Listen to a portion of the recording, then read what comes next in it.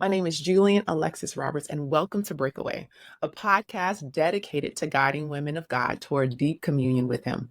Here, our mission is simple. It's to break isolation and build strong, accountable relationships among women. We focus on genuine connection with God, moving beyond the traditional church experience. Through spiritual disciplines like prayer and fasting, exercising forgiveness, honoring the Sabbath, tithing, being an ambassador of Christ, and fulfilling your purpose, all while helping others, we help you to restore balance in your life and strengthen your sense of community. So I want you to join us as we cultivate these healthy groups and embark upon this transformational journey. As always, if you like it, I want you to share. And I want you to subscribe because I don't want you to miss a thing. This is a growing group of women who are dedicated and committed to deepening their relationship with God. So I want you to share your stories. I want you to ask questions. And I want you to connect with other women who are on the same journey. So you know what? I look forward to breaking away with you soon. Guys, I am so excited. Today, we are honored to have Pastor Shani, Nikki Moore with us, a devoted wife, teacher, and passionate disciple maker. As the founder of Sit With Nick and co-founder of Moore LLC, she's committed to creating safe spaces where people can openly share their struggles and find the guidance they need. We discuss finding Sabbath rest and hustle culture, y'all, following God's recipe and duplicating the model of Jesus, and rest as a daily rhythm of renewal. We dive deep into unhealthy work rhythms and boundaries, offering insights and practical steps to help you deepen your walk with God and foster meaningful connections within community. Welcome to the podcast. Welcome to BreakAWAY. P. Nick. It says, are you tired, worn out, burnt out on religion? Come to me, he says. Get away with me and you'll recover your life. I'll show you how to take a real rest. Walk with me and work with me. Watch how I do it. Learn the unforced rhythms of grace. I won't lay anything heavy or ill-fitting on you.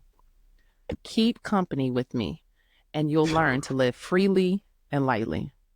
And y'all listen, that's the Message version. I love the Message version because it always unpacks those good old King James scriptures in case you were ever confused. This is take my yoke and learn of me, for my yoke is easy and my burden is light.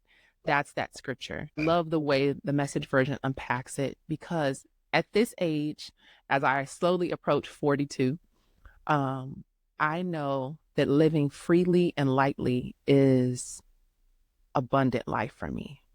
It is God's best. It is His choice blessings that I am deciding to say yes to. For far too long, I've lived life hustling, grinding, working my fingers to the bone, staying up doing all-nighters because I thought that that's what I had to do. But today we're going to talk about what it means to find rest with the Father, walk in close fellowship with Him, and walk alongside Him, walk and talk. Come on. So we're going to talk about it. I want to introduce to some and reacquaint with others my good friend, Pastor Nikki Moore, who is joining us tonight for this conversation. She is a woman of God, a woman of integrity. She has so faithfully, so consistent, y'all. Many of you who may have watched or have been following me for a while may remember Pastor Nikki. She actually was one of our speakers in the Laundry Day conference, I think back in 2021 or 2020. Dynamic word that she gave us, and so many have been affected and impacted by that. And so I invited her back because, listen, the Lord is doing a new thing, and I wanted her to share, and I wanted her to walk us through this whole conversation of what it means to walk in close fellowship with the Father and find the Sabbath rest that we're all seeking. All right? So, Pastor Nikki, which I just call you P. I call you P. Nick. Welcome. Welcome, P. Nick. You call me P. Nick, Pastor Nick, Nikki. You know, it's all the things. All the things. How you been? How's it going? Tell us a little bit about your world. What's up? So currently, my world is filled with academic papers. I'm in the last stretch of my degree program. For those of you who don't know, share on social about my journey through the MFT program. So I'm in the marriage and family therapy program. and I'm in my last year. I'm about to start my internship. I'm excited. Because at one point I was just like, oh my gosh, what am I doing? But it has been transformative. When I tell you the program is like being in therapy every day, it is. Yeah, it's like being in therapy every day. So this has just been very life-changing for me. It's been healing for me. It's been healing for my marriage. Yeah, all the things. And so I have this strong desire to see an intersectionality between faith and mental health, especially in the area of relationships. So yeah, that's what I've been doing. That and my husband and I, those of you who don't know Martez, my husband, we have been releasing this kind of inside scoop behind the scenes series about marriage and ministry, and we telling all our business. You know, but listen, that's what the word tells us. It says, "Confess one to another and pray for each other, so that you may be healed." Understanding that the effective, fervent prayer of a righteous man, it avails. It works. It does. I love it. And we have really been, we've been being blessed by the transparency. I mean, again, this is a journey that we kind of shared more in 2020 and 2021, but just being able to communicate in a way where you're vulnerable, it's raw, and people actually get to start asking questions because they're like, that's what I'm going through. And I'm like, yes. I think that we tell our stories, but I feel like sometimes we're still kind of more trying to censor it so that people can see us in a good light. So we telling them that's what we're doing. But and then I have something personally that we're coming out with discipleship, and I'll be kind of talking about that later. But yeah, so I have a discipleship. Go ahead, tell the people. So my heart has been burning, one, for the body of Christ to grow in areas of discipleship. You know, I feel like when it comes down to taking the time to walk with people as they conform to the image of Jesus, I think that we see it in classrooms. I think discipleship is a hot word right now, right? Because people were leaving church in 2020, right? They're just kind of they still are. Yeah, it's still, but I'm saying that people have kind of started to rethink, why do I go to church? How is this benefiting me? And I think they also saw in their life, like after the system and their routine stopped, their relationship with the Lord was just like, and so I think now churches are kind of like, hey, these Sunday services ain't keeping people, which they never were supposed to. And I think now, you're getting more practical sermons, right? Tips. And I think that that's great because there's a practicality to our relationship with the Lord. But I think when it comes down to people walking in spiritual development, they need more than tips. They need more than tips. Because just imagine giving a child a tip on how to potty. Oh, you're going to have a mess. Think about it.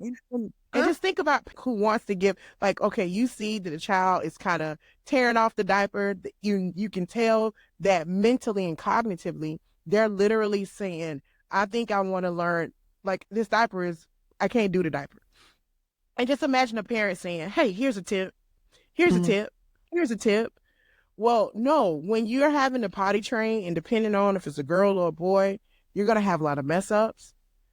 A lot of parents, depending on what method they use, some people stay up because they're trying to make sure they're catching them at night.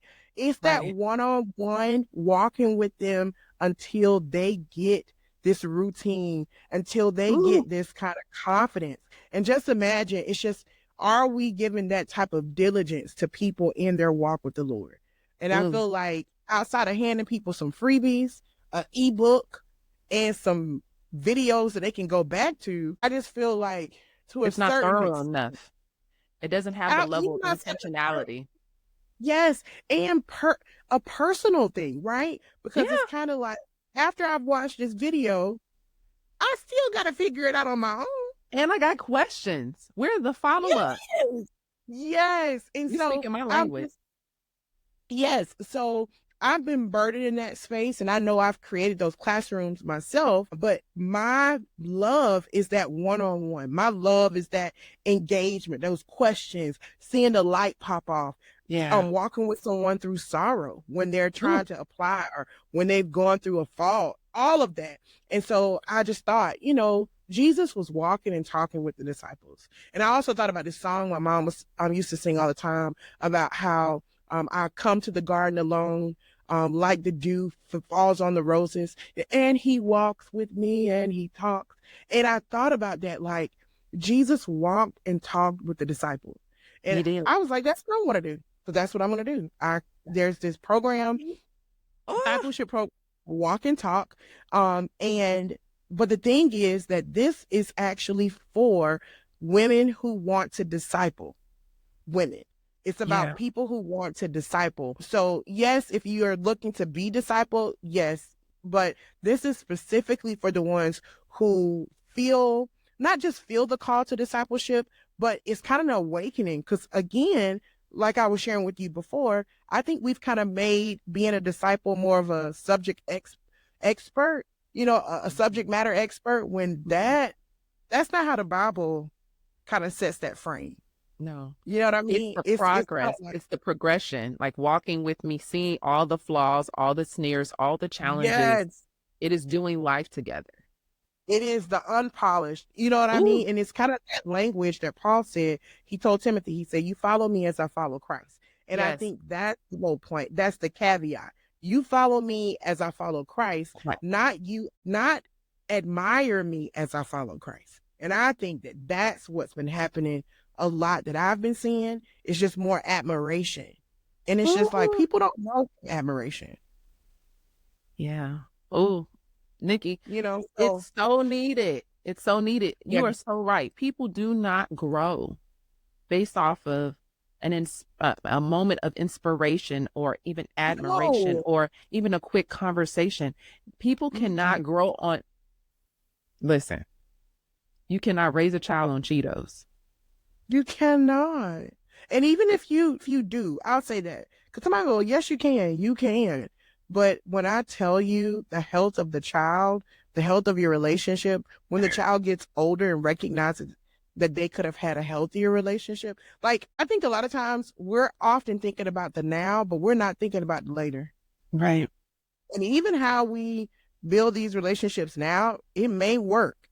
But when you think about like sustainability and longevity, I want to be able to see the people that, are walking in discipleship, that they're growing in their health, that when they come to this wall in their relationship with the Lord, because nobody talks about that, when they come to this wall where they are like resistant and it's like a lot of rebellion, that what they're realizing is that I do have a foundation, even if that foundation is actually being questioned and challenged. Like, you want to see them go through all of the processes of healthy development. Yeah. And not just, not just kind of in the end, just smiling, Yeah. It's like we do a good job of doing the on-ramp, but then once we get them in, what are we giving them? Yeah. Right. Yeah. I think you said so many key things. Oh my God, that's a whole conversation unto itself. But the walk with me, because that's what he did. Here's the thing. Jesus gave us so many models, so many examples. People say, I don't know how to do it. I don't know how to do it. He gave you a template. He gave you a template. If you just look the difference between the Old Testament, where he would give an instruction, but you kind of have to use your imagination as to how that looks practically, right? Because you didn't have a real example of what you were the prototype as you were living out what the word of God, as God was giving instruction in the Old Testament. But then here comes the New Testament and Jesus arrives and he gives you a model for what it is I expect you to do. Not just in the walk with me, but I want to build a bridge from that model to this come away with me, the Sabbath rest. Like, there were times where Jesus served and he served the people and he gave them a word. And then there were times where you saw Jesus, he went into hiding. He was like, I need a minute. I need to just break away for a second. Let me give you a hard deuces. We're going to get out of here so that I can go sit with my Father and get refueled, realigned, because without that connection, I'm unable to do this work. And I think that is the real model that at this point, the 42-year-old Alexis says, I want more of that. Without him, I can't do this because I don't want to go do that in my own power because I can't sustain it. It is So not.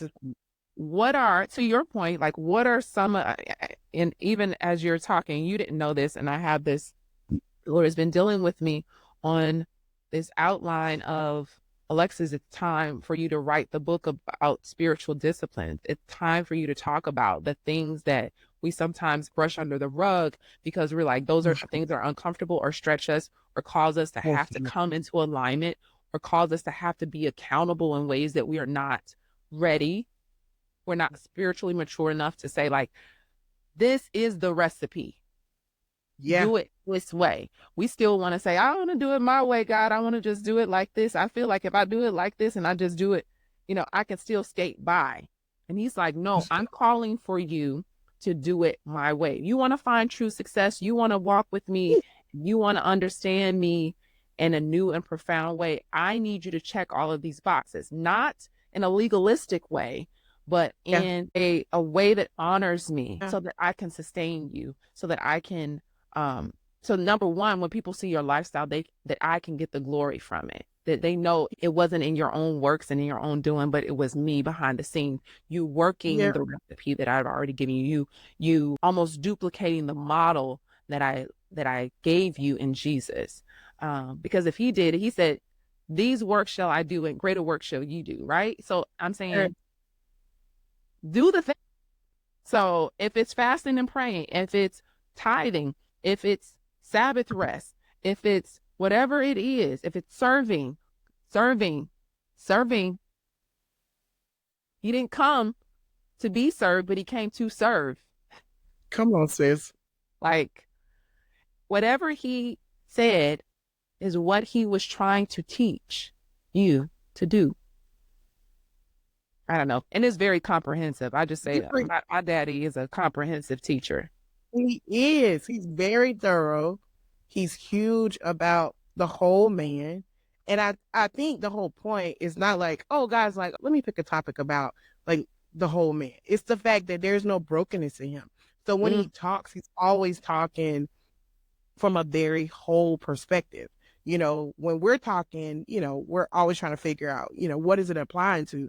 And I even think about that word Shema that I love so much, right? When we're talking about hearing and obeying, and how the way they say it in Hebrew is kind of like hear and obey is two sides of the same coin. So you can't just say that you hear if you're not obeying, and you can't say that I'm trying to obey and I wasn't able to hear. Like, both of those things are congruent, And so I just think even the language itself speaks a very wholeness that I just think for us in sometimes we can say words, but there's so much brokenness in it. So we'll be like, I'll obey you. But that doesn't mean that all of us are in alignment to obey God, and I definitely believe that. Like, and I think to your point, when the Lord or when Jesus would steal away to the Father, I think that was an acknowledgement of his humanity and need of the Father. Like, hey, I have this awareness that there's nothing I'm doing here in the earth that I can do alone. I have to be in alignment with you. I have to come talk to you. I have to steal away because this flesh will fail me every time. And Absolutely. So it's just beautiful to see how even Jesus did not, even in all of his godness, that he was fully aware of the limitations of his humanity. And he went to God for what he needed, and so that's encouraging. That's encouraging. Oh, yeah. Because if he needed them, how much more do we? Yeah. I mean, I just, especially as leaders, let's talk about it as leaders. Okay. So give me, before we could make all the connections, I want you to give me a little bit about your background and pastoral leadership, and a little bit about what that's been like and how you have attempted to find Sabbath margin as you lead. Okay. Whoa. I think when you pause and you kind of think about your life, you're like, whoa, my life is pretty full. I'll just say that my mom, when I was born, my mom was a believer. And so I was raised in a household where Jesus was Lord, and not just in a religious sense. I mean, my mom was a true pursuer of Christ, and especially a student of his word. So I think at a young age, I have always been in an environment where I was encouraged to kind of pursue studying and getting to know Jesus in a very personal way.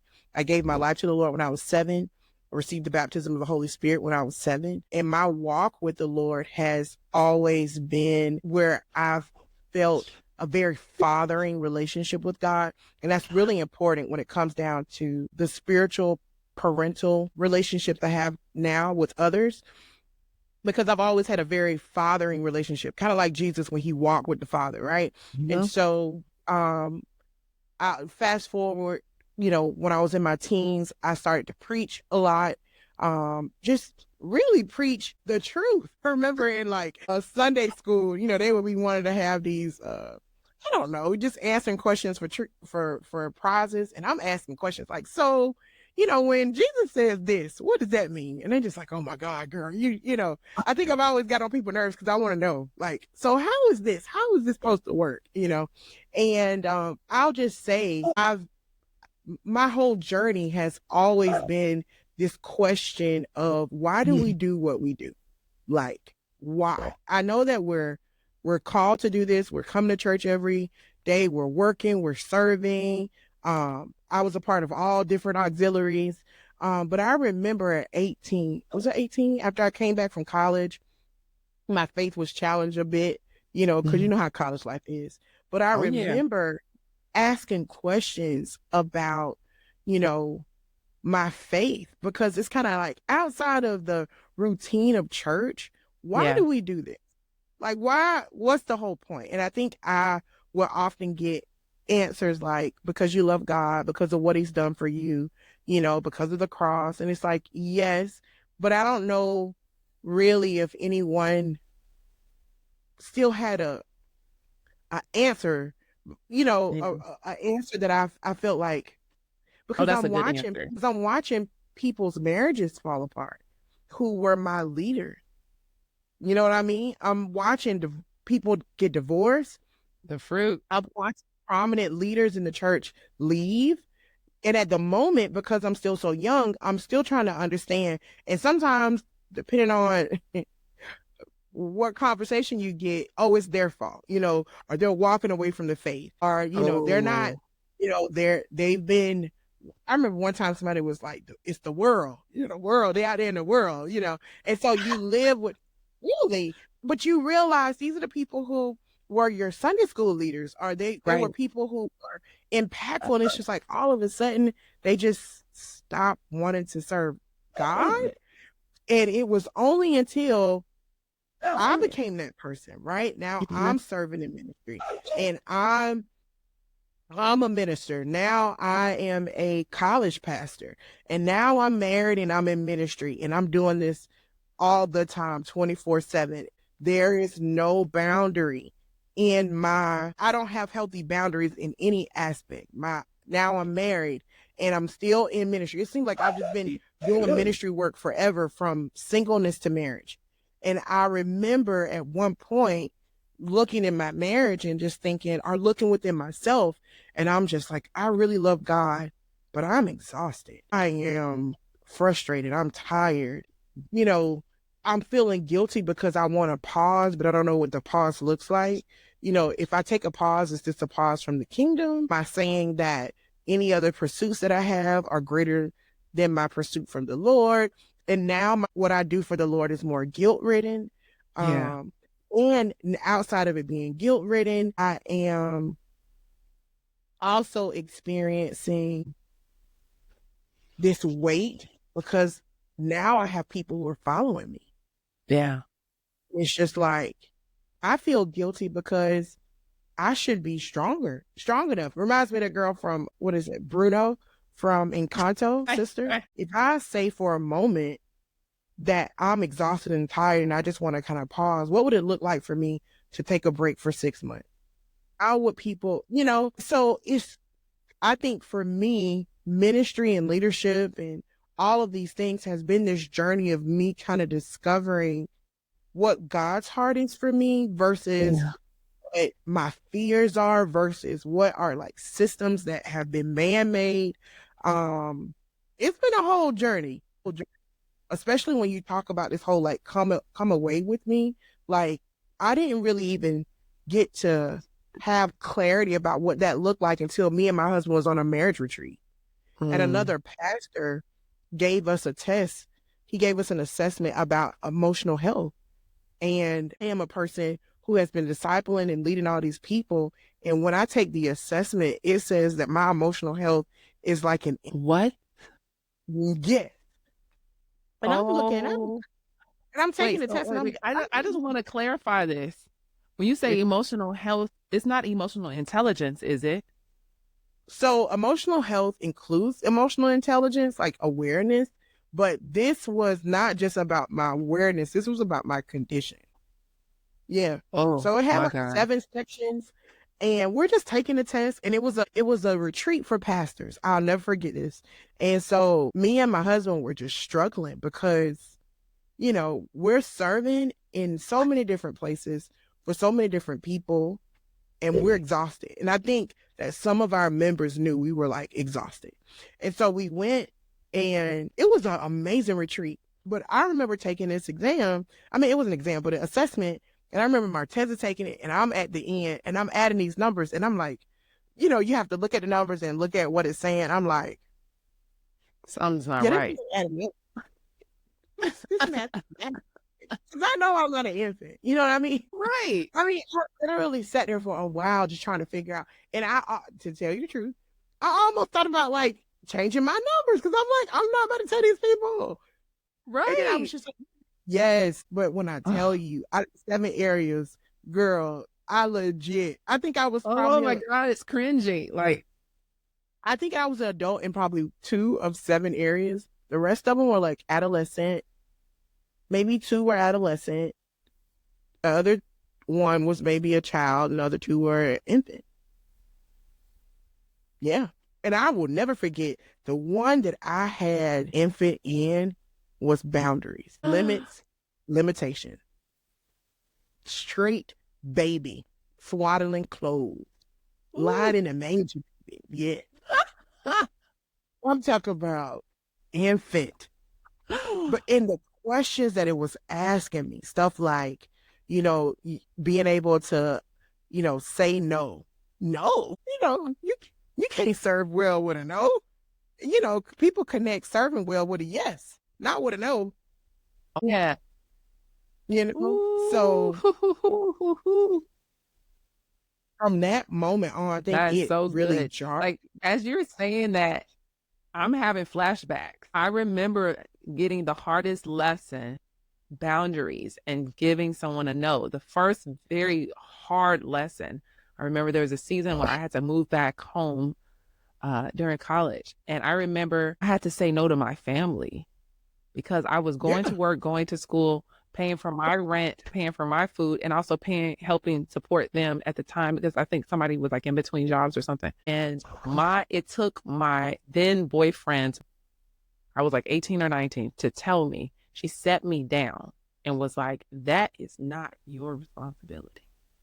You are a child. And you have to learn to say no. And I remember I was like, no, what is that? No, I don't know how to say no. They need. That's all I can say. They need. It's crazy to me because even hearing you say that, it makes me think it's not that we don't know how to say no. We don't know what no means. It's like, no, I know it.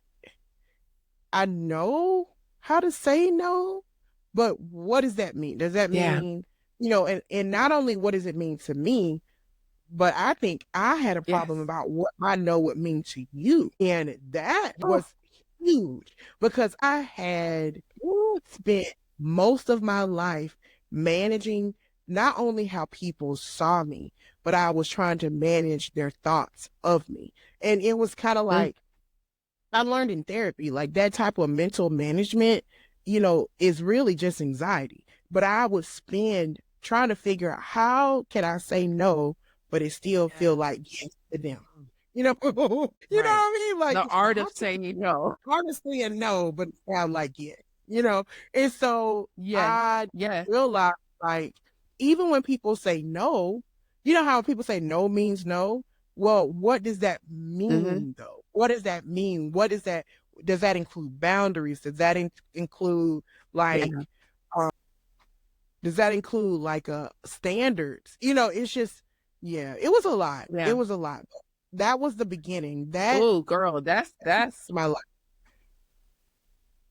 Oh, it changed my life. I can see it. Absolutely can see it. I guess as you were talking through all of that, my thought was, well, where did you develop your definition of rest? We talked about boundaries, we talked about no, and when you finally learned the lessons, how did you figure out or craft what your definition of Sabbath rest was going to look like for you? Not necessarily what you had learned in our, in children's church growing up about, honor the Sabbath and keep it holy, as we read the 10 Commandments. But what does it look like practically when you start to try to define Sabbath rest as an adult, as a leader, as a wife? What does that look like? Well, it's crazy that you said that, because I was thinking, even when you were saying in Sunday school or whenever we're learning about the 10 Commandments, it's crazy because it's kind of like you hear honor the Sabbath and keep it holy. I literally just thought the Sabbath and keeping it holy meant go to church. Because at the time, nobody was having a conversation that Sabbath was really a Saturday. That whole thing, and just taking time. So I thought honor the Sabbath, keep it holy mean go to church. That means you need to be in the building. Yeah. That's your rest. So that's one. And then I said about the assessment, right? So the assessment that the pastor gave us, was actually an assessment from Emotionally Healthy Spirituality from Pete Scazzaro. And so he began his teachings literally started to prompt me to be like, I want to find out more about this emotionally healthy spirituality, because I've never heard about anybody checking me, especially because one of the comments that was one of the paragraphs that was talking about how we can be spiritually mature, but he was saying that there's no real spiritual maturity if there isn't if there's emotional immaturity, because Jesus came for the whole man, and how God wants to see the whole man whole. And so even his teachings, it kind of prompted me like, wait, what? Because again, my whole life was about, growing and becoming mature. And I had even been applauded in different spaces about my maturity. And now I'm taking this test and it's saying that I'm a child. And so it's kind of like, wait, what are you saying? And so I started to read his books, Emotionally Healthy Spirituality. He has a book called Emotionally Healthy Leader. He has one called Emotionally Healthy Woman, which is transformative. If you are a wife or a woman in any aspect, you need to read this book, and it begins, one of the things that he builds his whole teachings on is the Sabbath. Actually, one of the actual, and I pulled it up, one of his chapters actually was about practicing Sabbath delight.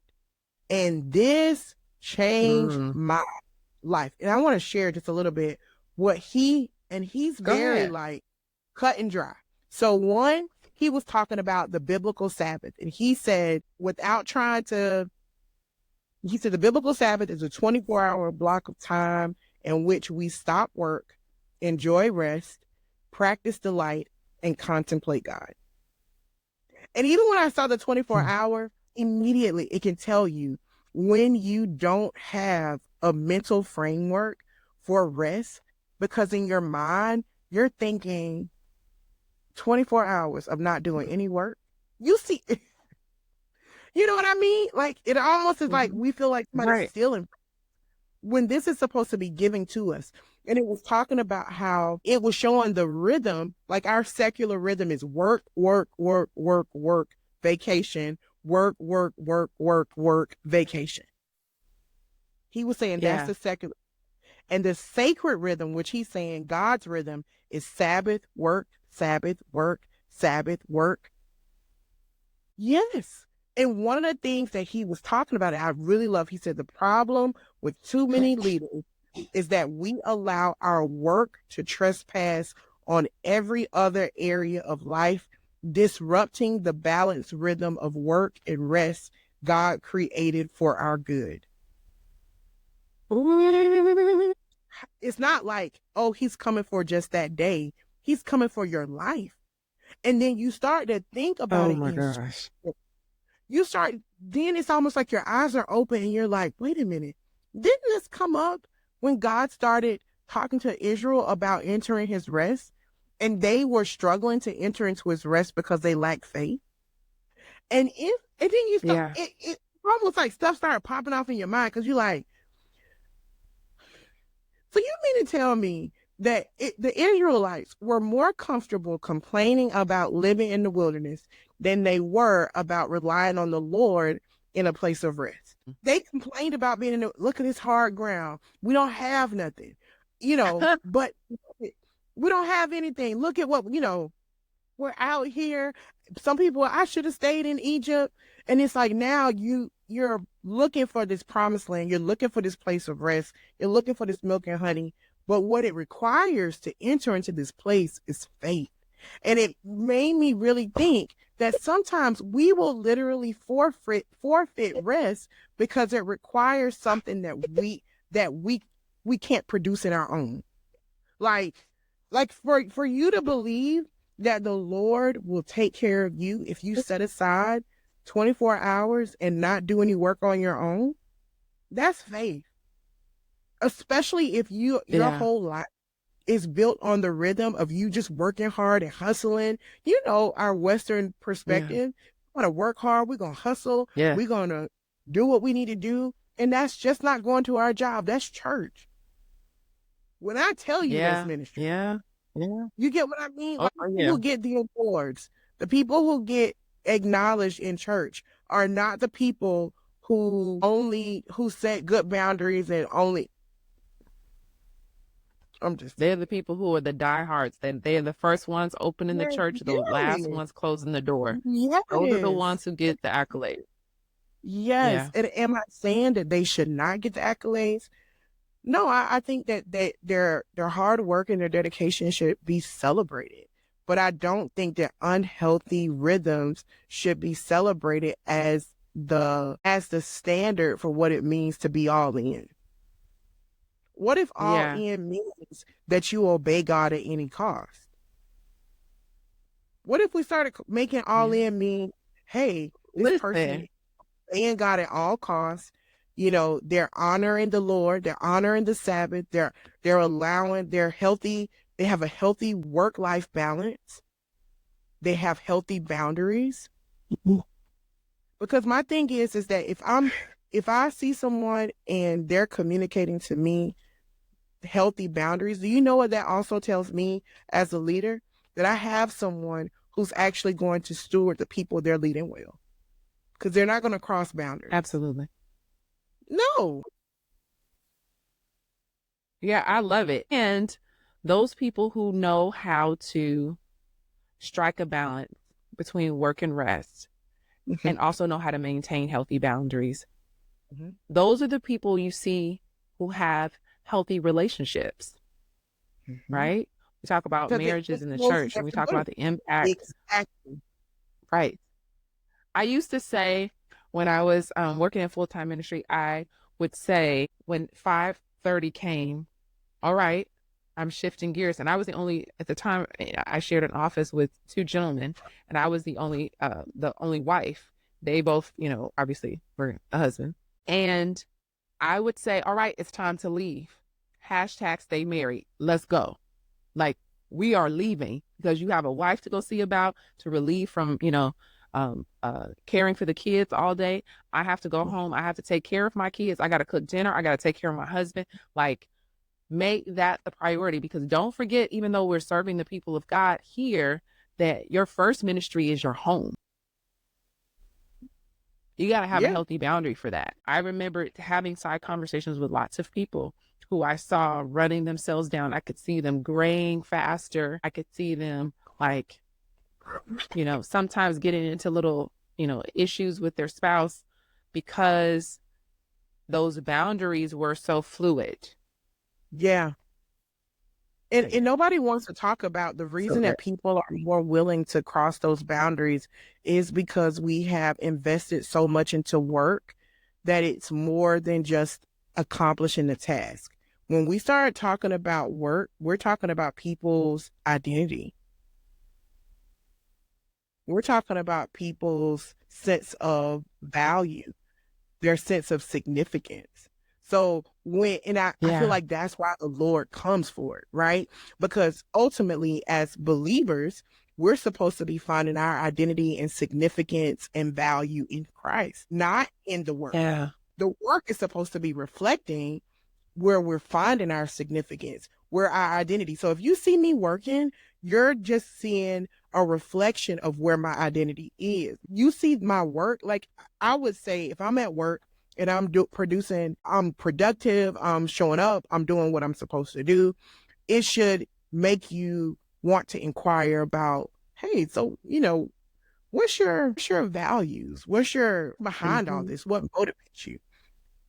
But we've gotten it twisted, right? We've made work kind of the thing that is our foundation. And I love what Pete said. He said, a lot of times we're challenged to pursue Sabbath is because we're afraid of what we might find inside of it. We're afraid if I actually slow. Girl, when I tell you this book is a blessing, that when we slow down. Listen, as soon as we get off, I'm going to Amazon. I'm telling you, if you're a leader, that's right, because you're scared to sit in a room by yourself. Yes. And I'm going to read this. He says, shame is he said, what is that something? What lies behind the resistance, for some even terror, when leaders consider slowing down for Sabbath?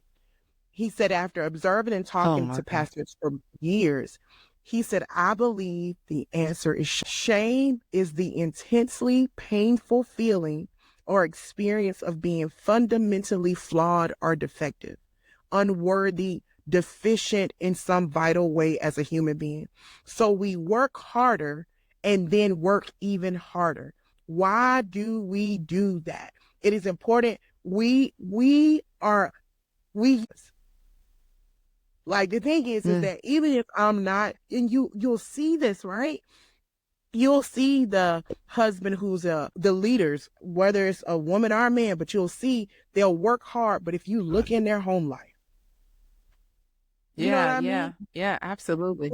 And I'm telling you, one of the things he said, Sabbath can be terrifying because doing nothing productive leaves us feeling vulnerable. We may feel nakedness before God or others. Overworking, and I'll stop here. Overworking hides feelings of inadequacy and worthlessness, not just from others, but from ourselves. And this is what I'm saying. I just believe that when we rest, what it is coming for, it's all of these arguments that we kind of mute when we're just kind of all over the place. But you cannot, when you're sitting still, your soul's going to start talking. Oh, yeah. But that is that right there. As your soul starts talking, it's got to have a listening ear. This is why it's so important. And when I say that listening ear, is God there with you? We know he's with us all the time. He never leaves us nor forsakes us, right?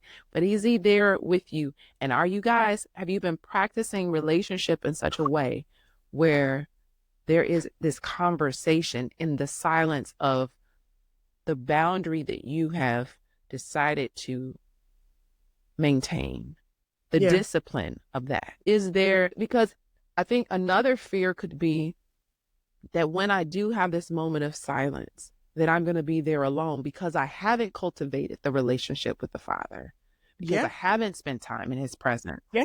And I'm afraid that when I do sit there, finally, I will see that I'm going to call out and he's not going to answer because I haven't been in that routine. And I think that is That like, can be it's kind of like what David says. He's like, listen, pull your presence away from me. I can't take that level of emptiness and that dissonance if I feel you're not there and I'm in that quiet moment. Well, Like, that kind of what you just said made me think about, though, like, just like marriage, right? That, say for instance, you're a mom, you got your kids and your husband, and y'all are like doing this full routine. And then what actually happens, the kids get older, they go to college, and now it's just the husband and wife in the home. And then once you slow down, you realize you don't even know the person. And I think to a certain point, right, even if it is scary, that if we slow down and we realize, hey, God, where are you? As believers, we should know, like, our position in righteousness, that our position in Christ has not changed, but our fellowship with the Lord may be at an all-time low. And I actually think this is what I keep saying. I think we have a problem having real honest conversations with ourselves. We would rather live in the delusion that we are in a place with the Lord that we're not, when I really believe that the Lord is saying, all right, let's just deal with the fact that there is a lack of intimacy in our relationship, just like any other marriage. In order for that to shift towards something healthy, we got to acknowledge the problem. And people don't even want to acknowledge the problem. You know what I mean? And I think it's because we live in a culture where problems are for sinners. You know what I mean? And I don't believe that. Why should you have a throw a teapot at your head? What is happening? Problems are for sinners. I'm just saying, I feel like now people are becoming more and more like expose. Let me tell you what's been going on. But even now, I think people still will say that to craft. It's a good attention getter. But I'm just saying, people out here struggling for real. You know what I mean? And I'm just, the reason I'm saying that is the way so true, though. Yes. And in my mind, I'm just like, what would it look like if people were really just like, hey, I just got through preaching this amazing sermon. 50 people gave their life to the Lord, and I feel like I can go kill myself like right now. Or, hey, I just got through preaching this sermon, but I haven't spent time with the Lord in like 3 months. This is what I'm saying. And I like, because again, the art of charisma, all of that stuff, when we talk about your private life and your mental health and your, not just your mental, your soul, like the condition of your soul, the arguments that you deal with, like, let's just slow it all down and let's just see what's on the inside. And again, that's what I'm saying. That whole thing that you were talking about, when God is like, come to me. When we're looking at, what is that? That Matthew 11. When we're looking 28. At that Matthew 11:28, I'm looking at it right now. I think you're doing the Message version, right? Yeah. It says, are you tired? Are you worn out? It's the whole point. Are we going to even answer that honestly? Are you worn out? And it's just kind of like, what does he say? We still try to go through it like the strong friend. Are you tired? You know, we try to go through. Oh no, I'm good. I'm good. I'm good. No, I'm good. I'm going to take a break later, you know. But I think people now are even saying that they're worn out, but that worn out is just kind of like, well, we all are worn out. So people, at this point, people ain't even lying saying they're not. It's just kind of like, well, isn't that the thing? Isn't that associated with actually working really hard? Isn't that showing that you've given your all? And this is what he says. He says, are you tired? Are you worn out? Burned out on religion? Come to me, get away with me. And this is the word, that word, and you will recover your life. So if you're telling me that I'm going to recover something, do you know what you just told me? That I lost it. And I don't think that this type of recovery is the recover that the Lord is talking about. This isn't the type of loss that the Lord is saying he wants you to lose. He's saying, hey, this loss, you need to recover your life. He said, I'll show you how to take a real rest. Walk with me and work with me. Watch how I do it. Learn the unforced rhythms of grace. I won't lay anything heavy or ill-fitting on you. Keep company with me, and you'll learn to live freely and lightly. And I think, again, some things are caught and taught, but there are some things that actually need, some things are caught before they're taught. Yeah. But there's some things that need to be taught. And I think that we're really lacking these spaces where we're actually teaching people how to not only say no, because I honestly believe that people can automatically start saying no, but it's kind of like, if you're saying no to things but don't know how to, you need to know what to say no to and what to say yes to.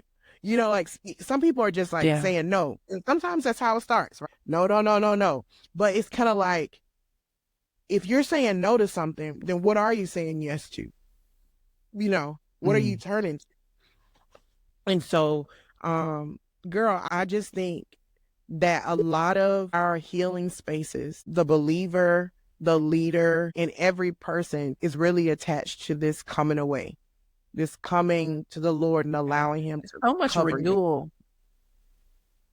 Yeah, it's the word that's been popping up in my head the last couple of days is renewal. Like recovery, yes, but a renewal. And it's like, there are times, you're in school and I'm in school. There are times as I am working, serving, being a mom, being a wife, doing, in school, trying to read a book where my mind can no longer function at its optimum level because I have worn myself out. And just like, when we are going to the gym to lift weights, we don't lift weights every day because even our muscles require recovery time or time of rest and renewal so that they can heal themselves. After you do the ripping of the muscle to build it by lifting the weight, then there has to be a downtime for you to step away and have renewal. And I think this kind of leads me into the conversation of mental health and ministry. Like this conversation that we've been hearing a lot, but part of it is not so much, and it's actually another conversation I had with another interviewee. It's not so much that you have a mental health issue as much as you just need rest. You need rest. Like in some cases it is like, okay, let's deal with some stuff, trauma. But sometimes it's, you need a break. And in my experience, oftentimes the only person I saw getting a break was the pastor. He was the one who was going away on sabbatical, and all the rest of the people were toiling. And we might get a regular vacation. I would notice that there was a certain level of creativity and refreshing and like energy and zeal and like excitement for the work, the kingdom work that needed to be done when they would come back from this time away, like an extended period of time, this sabbatical rest. And I was like, oh, that's different. I was like, then I started asking questions like, well, does anybody else get a sabbatical? Like, how does that work? What does that look like? I mean, and it's crazy to me because I was thinking about how the people would just be celebrating the rest of one person, but in their home, they're not bringing that into their daily life. And it's just like, we can't get rest by celebrating somebody else's rest. We got to get rest ourselves. Amen. I'm just saying. So am I excited? I love it. I love it. Listen, I'm just saying. Oh no, it's Oh, I freeing think some we people. I know y'all out here listening. like, We and Nikki having our own conversation. Y'all just get to listen. But there's people out there who are nodding their heads, who are dropping all kind of comments in the chat. I just know it because I feel like you are freeing people on thoughts that they have, had in their minds and could never get articulated, answered, or even validated. Like, that's a legitimate question. And my heart is feeling this, my mind is feeling this, my spirit is kind of leading me this direction. And maybe I'm just, you know what? It's almost kind of like you feel guilty for thinking the thought because you're like, oh, well, surely I'm not carrying as much as they're carrying. And I'm not saying, well, yeah, no. I'm not saying that you That's are. it. But what I am saying is that what you carry is heavy for you. And you, too, God is saying, not just for the leadership. I'll say Go this. ahead. I think we do have a delay, so I was trying to pause. But I think this is my thought. I think that even that framework is kind of what's a part of the culprit, right? Because we still think that rest is a reward for work instead of understanding that rest is actually a part of our daily rhythm and it's a part of our life, right? So it's not like we need to work for rest. We need to from rest, not for. It's not like rest is a reward. So it's kind of like the only people who need to get rest are the people who out here just suffering and doing all the hard work. And then it's crazy because I see all these different videos and memes of people from different cultures. They were talking about how, in their home, especially if they're coming from a home that's culture. I think I saw an Asian home or a home from a Caribbean home. They're just like, oh, you're sitting on your butt. You need to get up. It's kind of like the parents didn't even like seeing their kids rest because it was like, it's a reward. And we bring that stuff in the church. We literally bring it in the church and people start comparing. And so what they'll say is, I will continue to keep working until someone says that I've worked enough and I should be able to rest. And it's like, that's not how that works. Because we don't treat, we're not, and some people treat sleep that way, but sleep is a part of our life. In order for us to have health, I just read this today. It was talking about sleep deprivation. And it literally said that our heart and our circulatory systems, metabolic systems, our immune system, our nervous system, our brain. Do you know people who don't sleep well or they're sleep deprived or sleep exhaustion are more likely to develop Alzheimer's?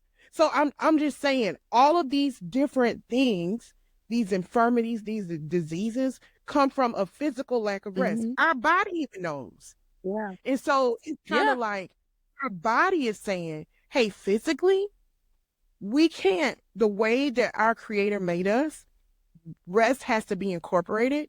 Do you not think that that's the same thing for our soul? Yeah. So it's kind of like, this rest, when you said, I think you said earlier, like, well, it may not be a mental health issue. I think it's always a mental health issue, even when it comes down to like, depression. Like there were sometimes I felt like I was so like depressed and I was just tired. I was literally exhausted.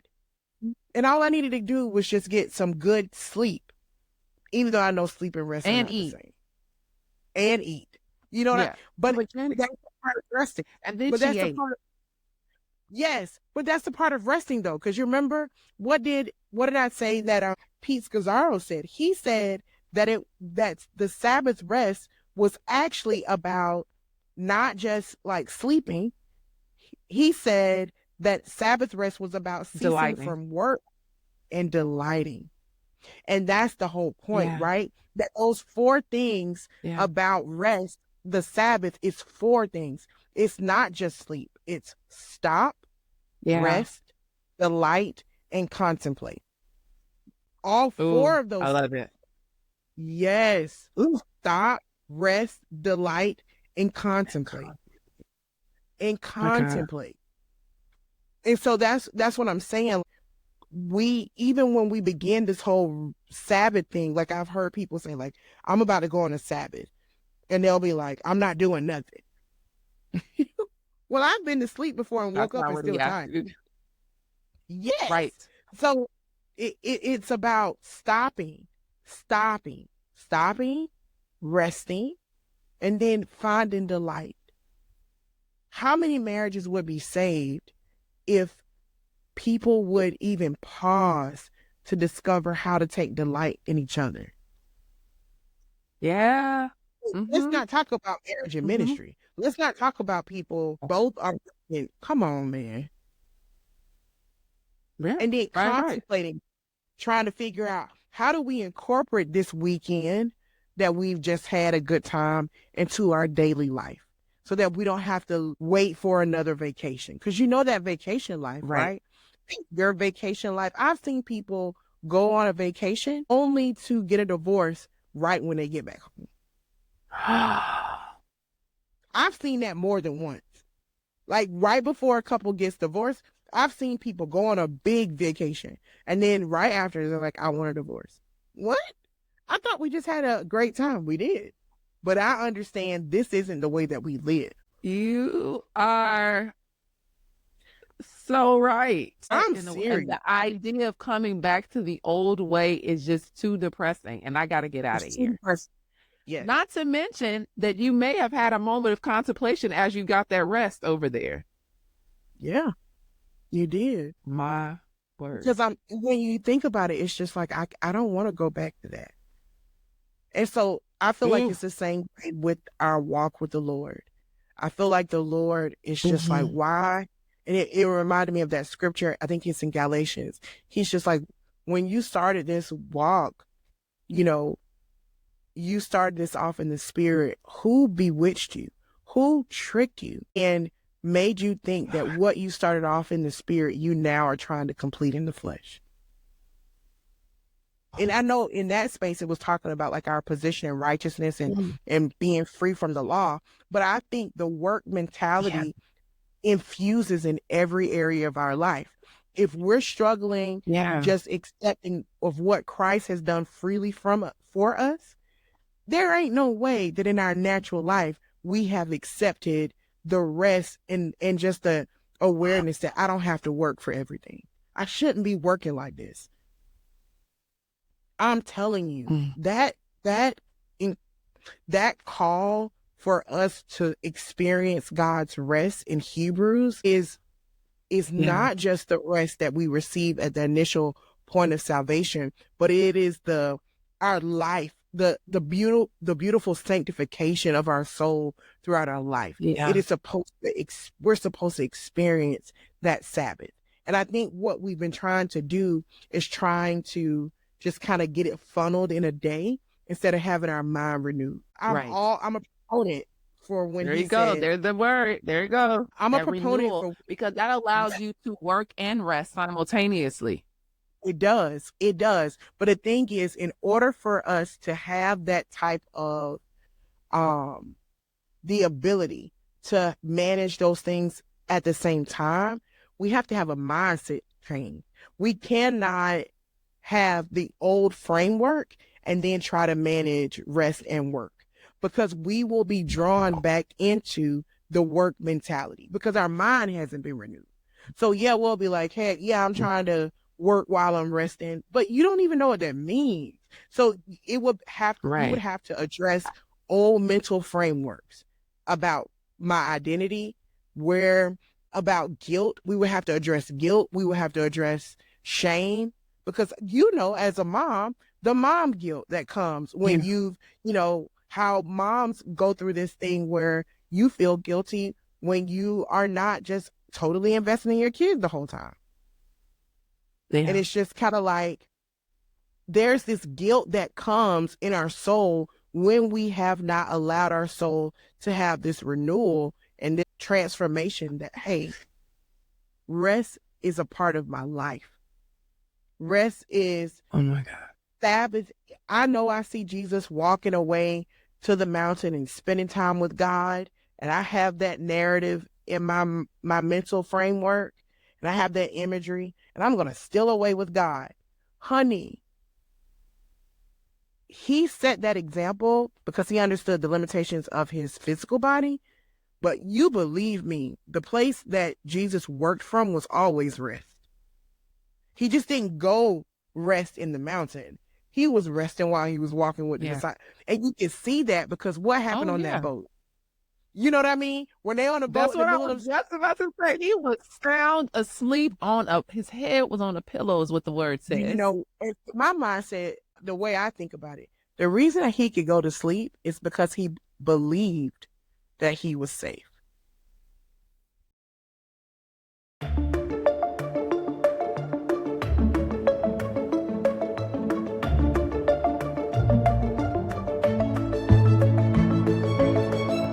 Are you ready to jump into a deeper level of the breakaway experience?